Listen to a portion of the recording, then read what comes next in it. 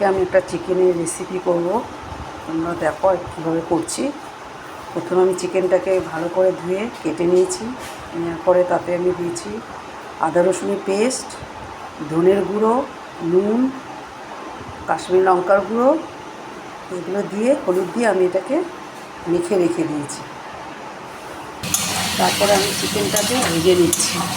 ফোড়নে আমি দিলাম সাদা জিরে, তারপরে আমি পেস্টটা দিয়ে দিলাম আদা রসুন আর পেঁয়াজ একসাথে আমি এটাকে পেস্ট করেছি।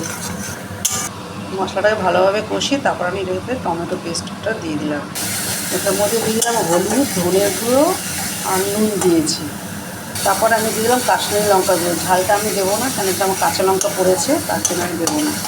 তারপরে দিয়ে দিলাম চিনি। এবার ঝালটা যে যেরকম খেতে পারো, আমরা সেরকম ঝাল খাই না বলে আমরা দিচ্ছি না, কাঁচা লঙ্কার মধ্যে আমি করছি এটা। ভালো করে কিন্তু কষাতে হবে, নাহলে এটা গন্ধ ছাড়বে। যত পারে ভালো করে একটু কষাও, নাহলে এটা এই পেস্টটার মধ্যে আছে আমার কাজু, মগজ আর পোস্ত বাটা। এবার আমি চিকেনটা দিয়ে দিলাম, ধনে পাতা আমি দিয়ে দিলাম, আর আমি গোলমরিচ গুঁড়ো দিলাম। বাটারটা আমি দিয়ে দিলাম। দেখতে পাচ্ছি বাটারটা গলে যাচ্ছে। নামাবার আগে আমি কাসুরি মেথি দিয়ে এটাকে আমি নামিয়ে দেবো। উপর থেকে আমি কাসুরি মেথি দিয়ে একটু নাড়াচাড়া করে এবার আমি এটাকে নামিয়ে দেবো। আমার রান্না কমপ্লিট। তোমরা এটাতে ক্রিম দিতে পারো, আমি দিইনি, তোমরা দিলে দিতে পারো। ক্রিমটা দিলে আর একটু টেস্ট হবে।